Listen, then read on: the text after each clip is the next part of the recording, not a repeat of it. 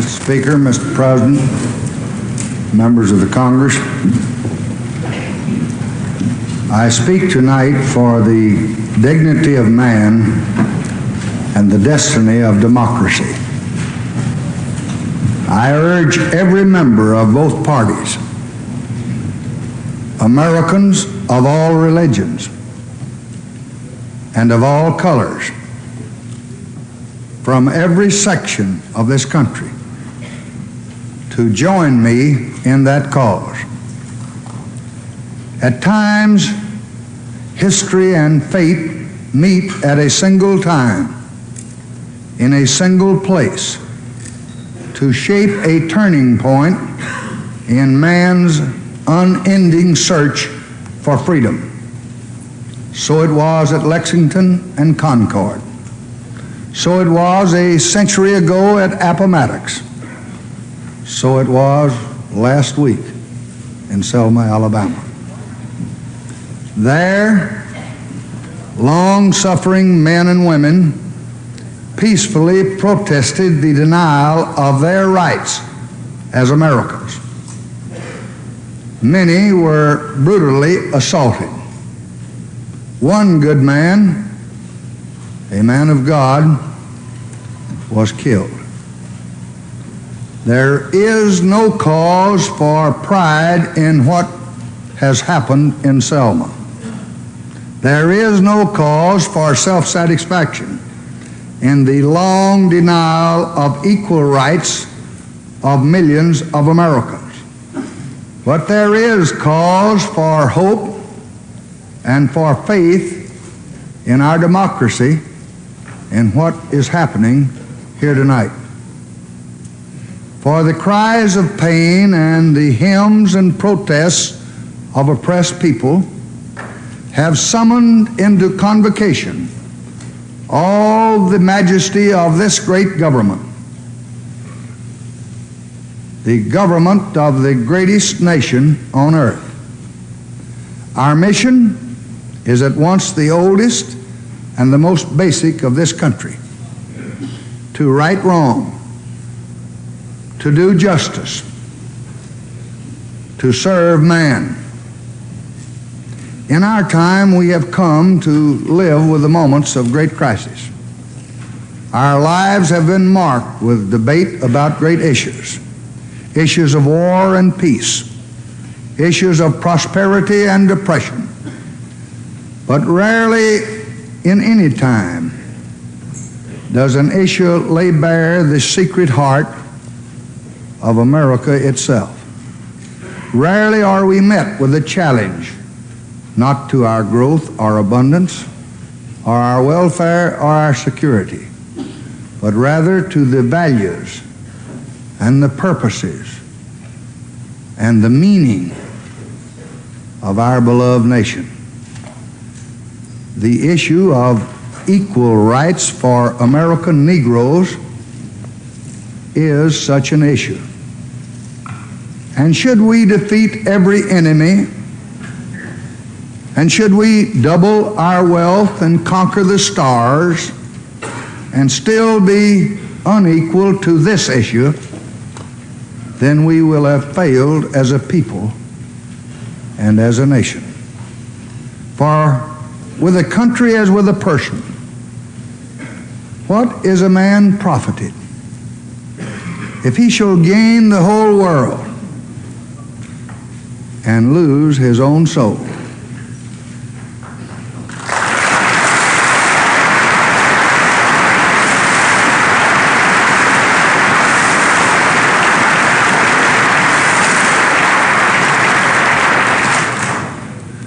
There is no Negro problem. There is no Southern problem. There is no Northern problem. There is only an American problem.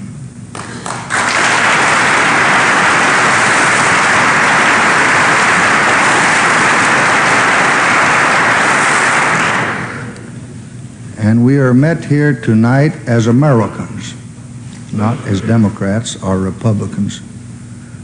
We are met here as Americans to solve that problem. This was the first nation in the history of the world to be founded with a purpose. The great phrases of that purpose still sound in every American heart, north and south.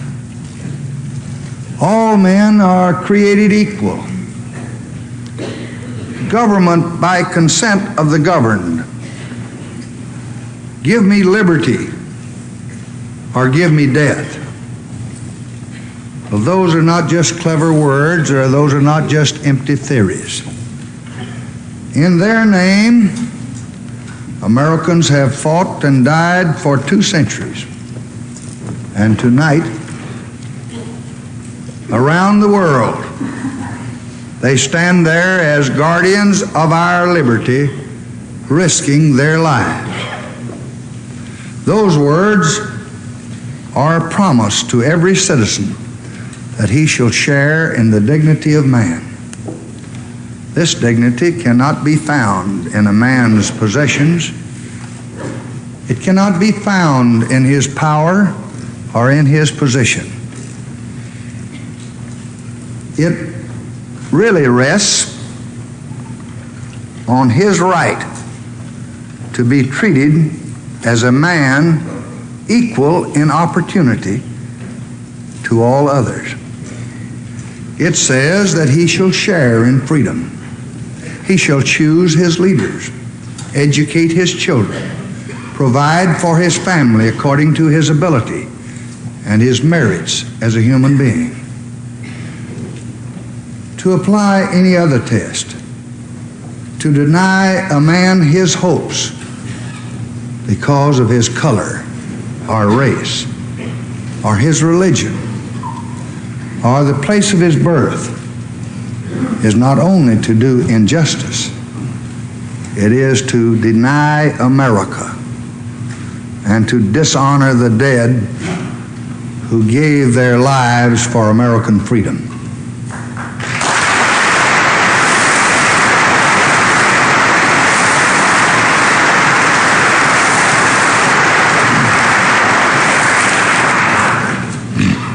Our fathers believed that if this noble view of the rights of man was to flourish, it must be rooted in democracy. The most basic right of all was the right to choose your own leaders. The history of this country, in large measure, is the history of expansion of that right to all of our people. Many of the issues of civil rights are very complex and most difficult. But about this, there can and should be no argument.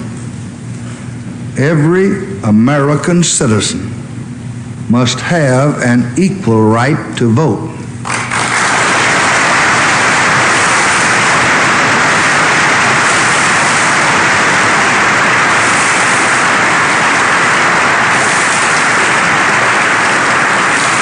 There is no reason which can excuse the denial of that right.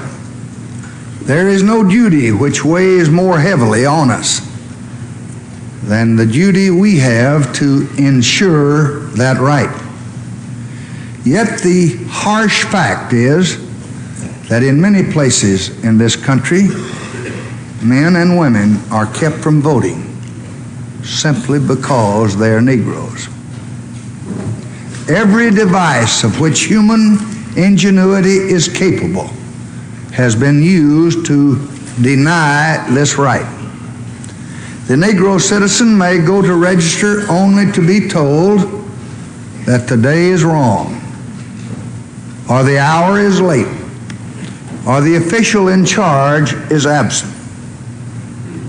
And if he persists, and if he manages to present himself to the registrar, he may be disqualified because he did not spell out his middle name or because he abbreviated a word on the application. And if he manages to fill out an application, he is given a test. The registrar is the sole judge of whether he passes this test. he may be asked to recite the entire Constitution or explain the most complex provisions of state law, and even a college degree cannot be used to prove that he can read and write. For the fact is that the only way to pass these barriers is to show a white skin. Experience has clearly shown that the existing process of law cannot overcome systematic and ingenuous discrimination. No law that we now have on the books, and I have helped to put 3 of them there, can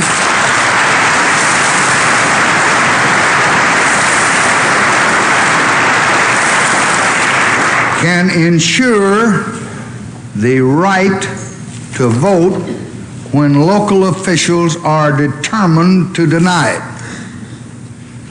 In such a case, our duty must be clear to all of us. The Constitution says that no person shall be kept from voting because of his race or his color. We have all sworn an oath before God to support and to defend that Constitution. We must now act in obedience to that oath.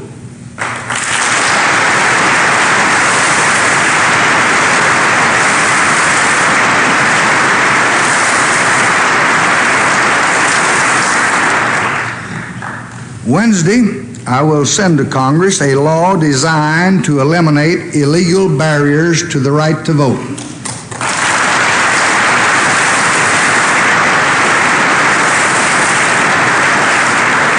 The broad principles of that bill will be in the hands of the Democratic and Republican leaders tomorrow. After they have reviewed it, it will come here formally as a bill. I am grateful for this opportunity to come here tonight at the invitation of the leadership to reason with my friends, to give them my views, and to visit with my former colleagues. I have had prepared a more comprehensive analysis of the legislation, which I had intended to transmit to the clerk tomorrow, but which I will submit to the clerks tonight. But I want to really discuss with you now briefly the main proposals of this legislation. This bill will strike down restrictions to voting in all elections.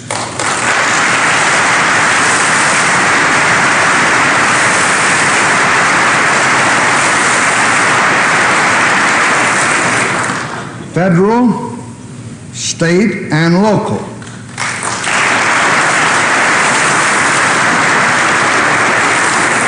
Which have been used to deny Negroes the right to vote.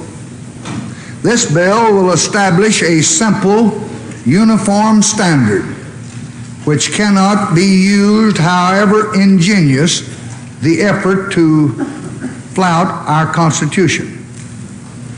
It will provide for citizens to be registered by officials of the United States government.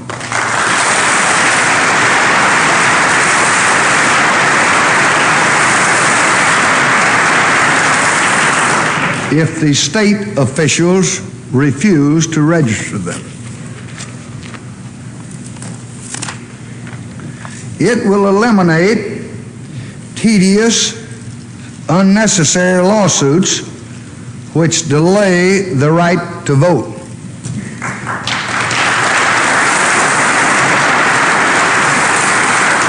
Finally, this legislation will ensure that properly registered individuals are not prohibited from voting.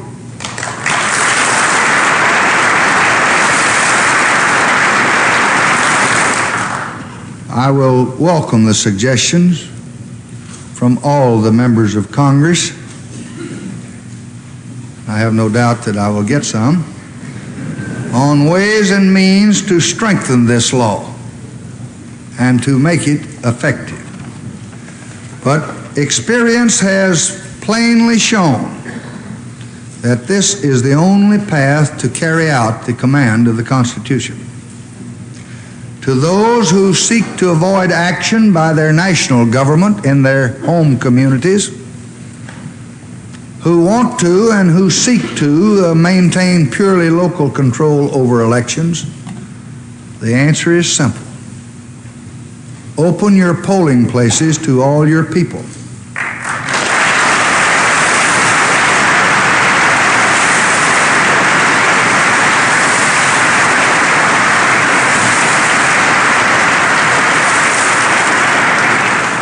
Allow men and women to register and vote, whatever the color of their skin.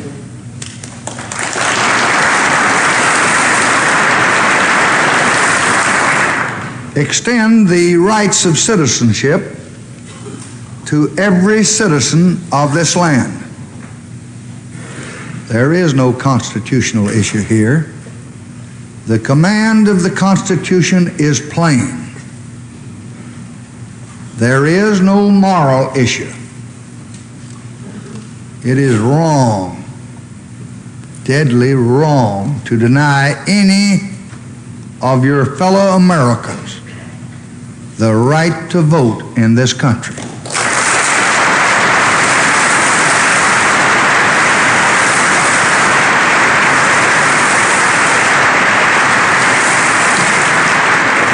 There is no issue of states' rights or national rights. There is only the struggle for human rights.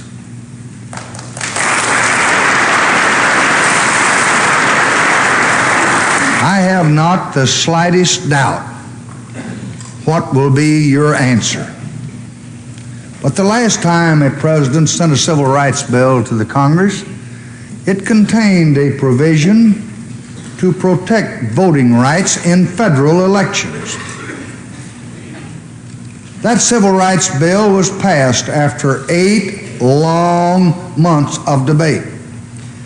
And when that bill came to my desk from the Congress for my signature, the heart of the voting provision had been eliminated. This time, on this issue, there must be no delay or no hesitation or no compromise with our purpose.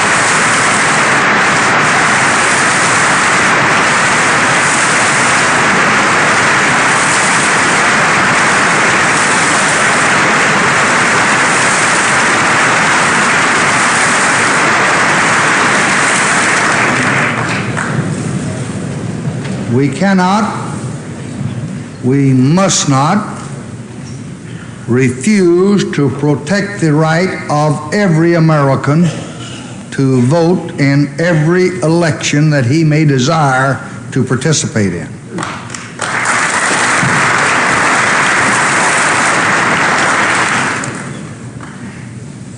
And we ought not, and we cannot, and we must not wait another 8 months before we get a bill.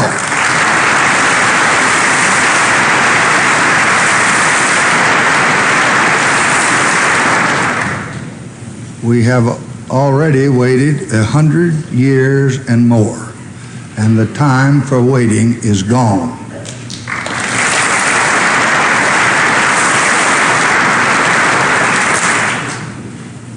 So I ask you to join me in working long hours and nights and weekends if necessary to pass this bill. And I don't make that request lightly. For from the window where I sit with the problems of our country, I recognize that from outside this chamber is the outraged conscience of a nation, the grave concern of many nations, and the harsh judgment of history on our acts. But even if we pass this bill, the battle will not be over. What happened in Selma is part of a far larger movement which reaches into every section and state of America. It is the effort of American Negroes to secure for themselves the full blessings of American life. Their cause must be our cause too, because it's not just Negroes, but really it's all of us who must overcome the crippling legacy of bigotry and injustice, and we shall overcome.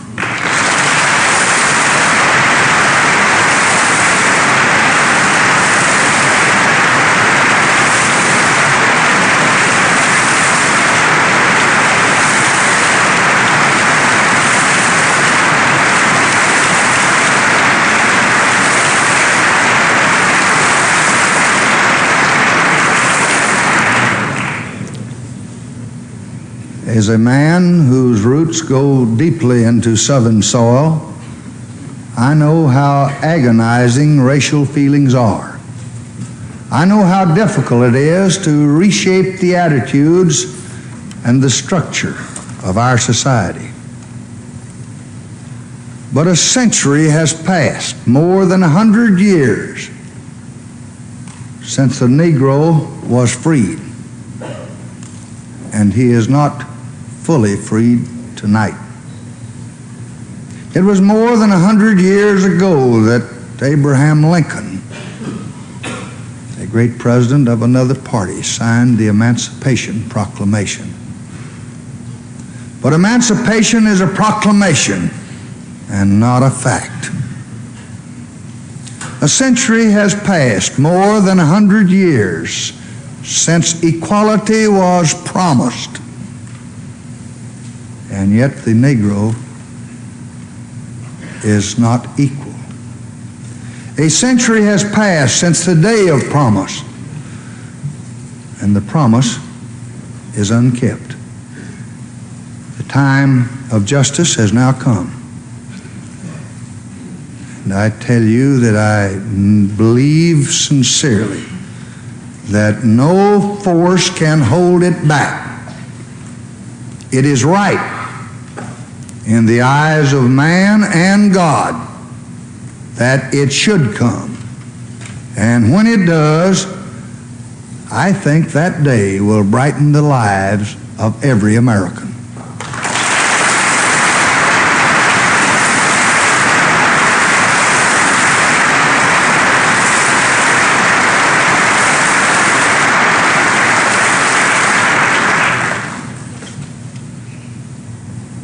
For Negroes are not the only victims. How many white children have gone uneducated? How many white families have lived in stark poverty? How many white lives have been scarred by fear because we've wasted our energy and our substance to maintain the barriers of hatred and terror?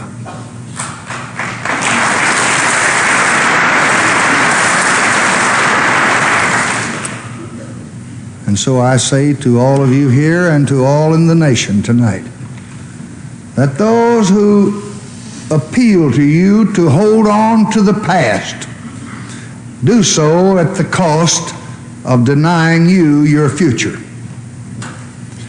This great, rich, restless country can offer opportunity and education and hope to all black and white, all north and south. sharecropper, and city dweller. These are the enemies. Poverty, ignorance, disease, they are enemies, not our fellow man, not our neighbor.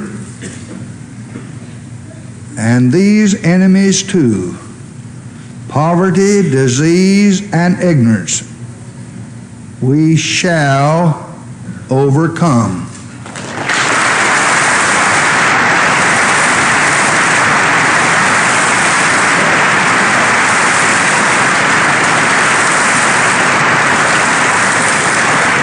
Now let none of us in any section look with prideful righteousness on the troubles in another section or the problems of our neighbors. There's really no part of America where the promise of equality has been fully kept. In Buffalo as well as in Birmingham, in Philadelphia as well as Selma, Americans are struggling for the fruits of freedom. This is one nation. What happens in Selma or in Cincinnati is a matter of legitimate concern to every American. But let each of us look within our own hearts and our own communities, and let each of us put our shoulder to the wheel to root out injustice wherever it exists.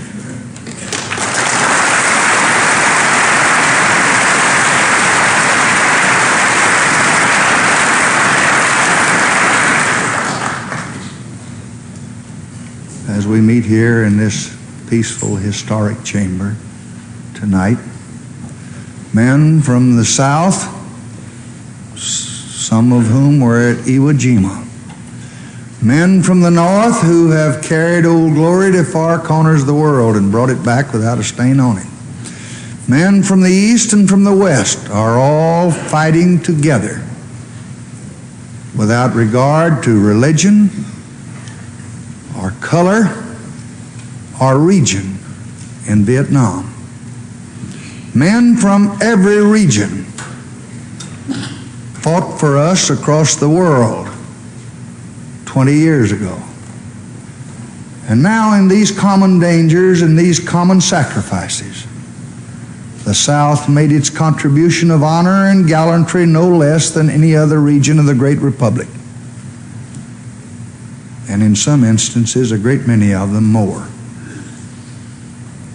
And I have not the slightest doubt that good men from everywhere in this country, from the Great Lakes to the Gulf of Mexico, from the Golden Gate to the harbors along the Atlantic, will rally now together in this cause to vindicate the freedom of all Americans.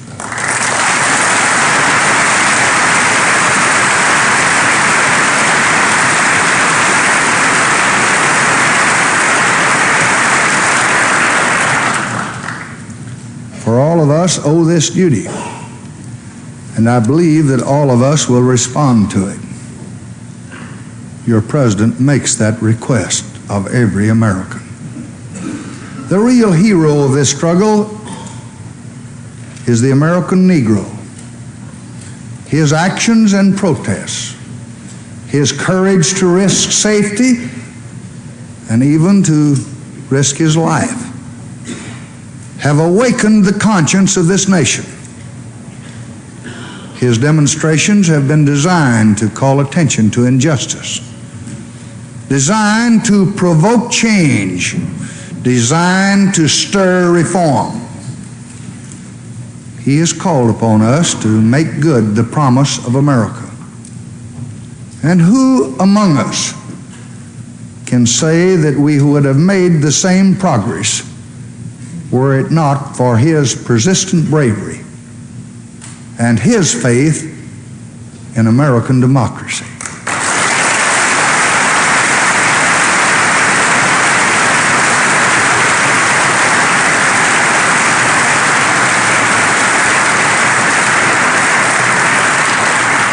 For at the real heart of battle for equality is a deep-seated belief in the democratic process. Equality depends not on the force of arms or tear gas, but depends upon the force of moral right, not on recourse to violence, but on respect for law and order.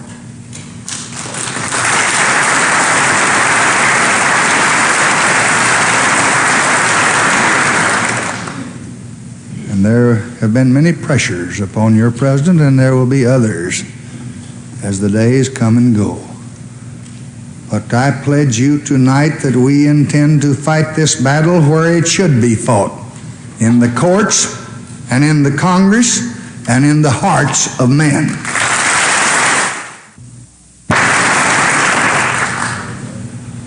We must preserve the right of free speech and the right of free assembly. But the right of free speech does not carry with it, as has been said, the right to holler fire in a crowded theater. We must preserve the right of free assembly.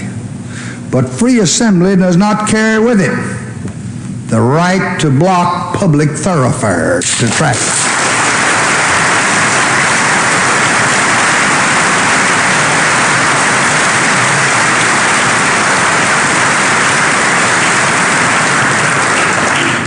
We do have a right to protest and a right to march under conditions that do not infringe the constitutional rights of our neighbors.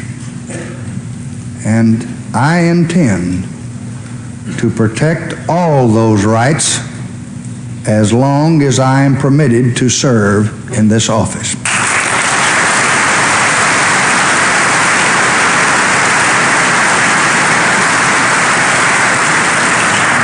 We will guard against violence, knowing it strikes from our hands the very weapons which we seek: progress, obedience to law, and belief in American values. In Selma as elsewhere, we seek and pray for peace. We seek order. We seek unity. But we will not accept the peace of stifled rights or the order imposed by fear or the unity that stifles protest. For peace cannot be purchased at the cost of liberty.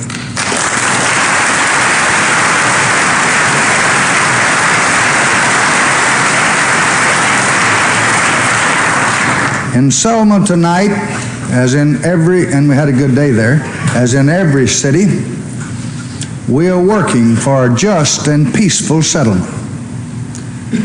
And we must all remember that after this speech I'm making tonight, after the police and the FBI and the marshals have all gone, and after you have promptly passed this bill,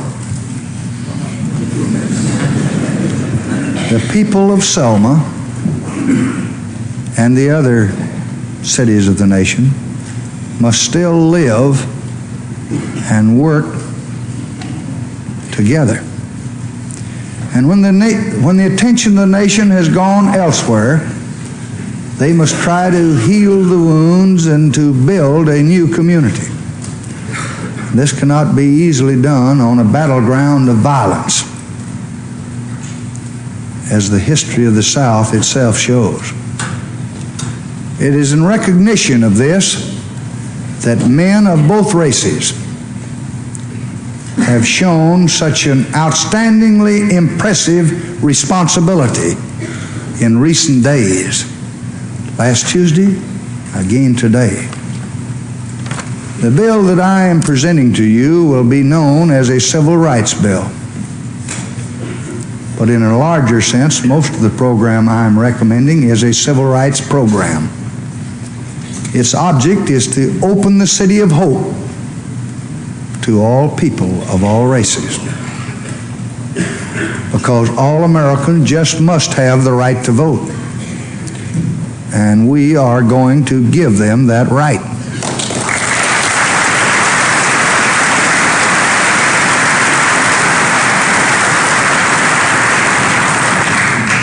All Americans must have the privileges of citizenship, regardless of race. And they are going to have those privileges of citizenship, regardless of race.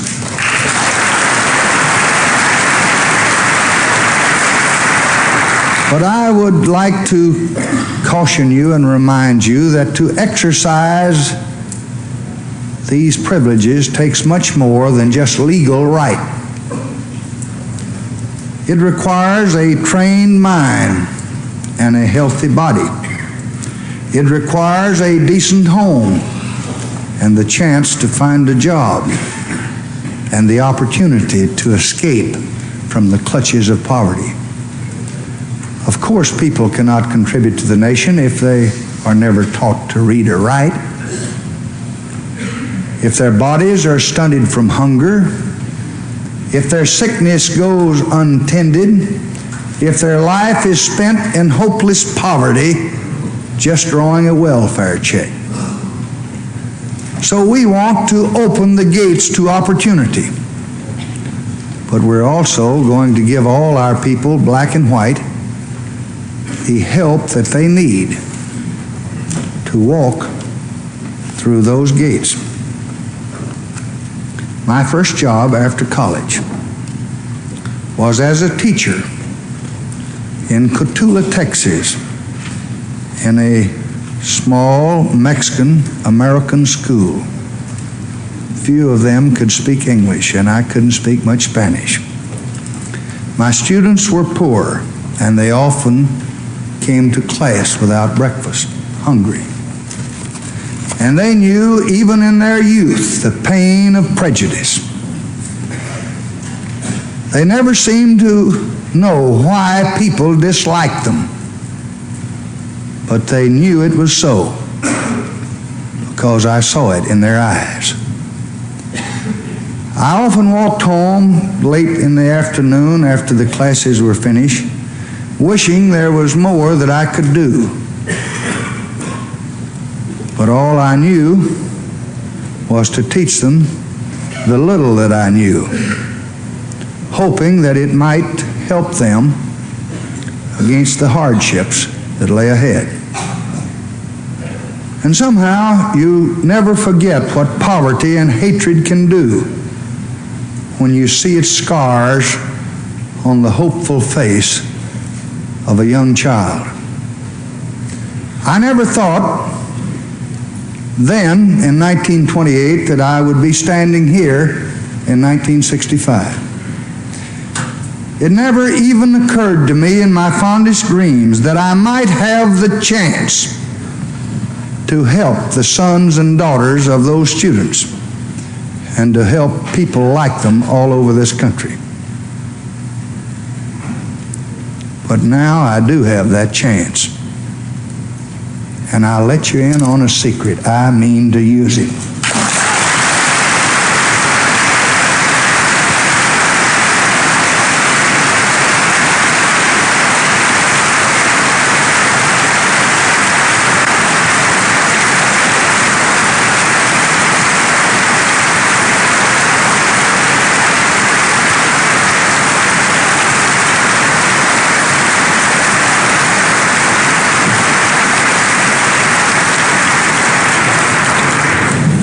And I hope that you will use it with me.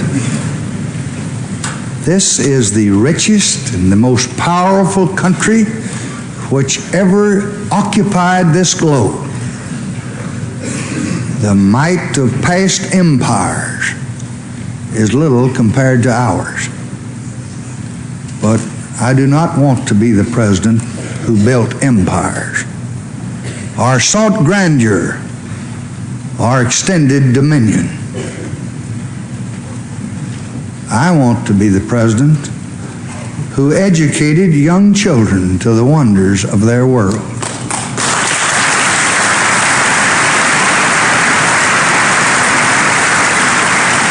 I want to be the president who helped to feed the hungry and to prepare them to be taxpayers instead of tax eaters.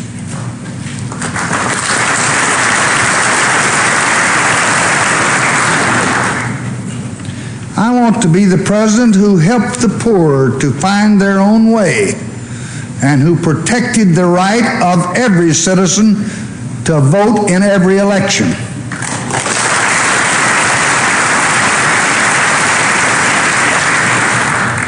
I want to be the president who helped to end hatred among his fellow men and who promoted love among the people of all races and all regions and all parties.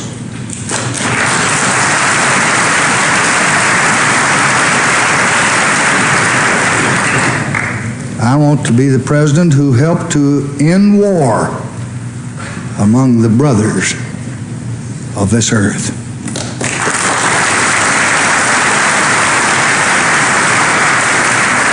And so, at the request of your beloved speaker and the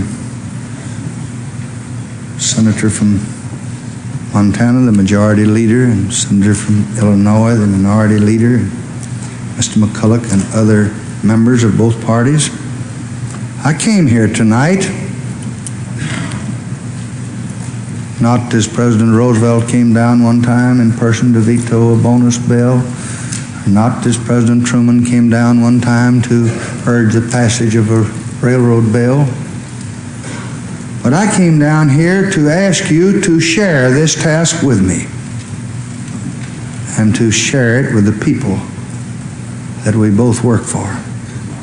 I want this to be the Congress, Republicans and Democrats alike, which did all these things for all these people. Beyond this great chamber, out yonder in 50 states are the people that we serve.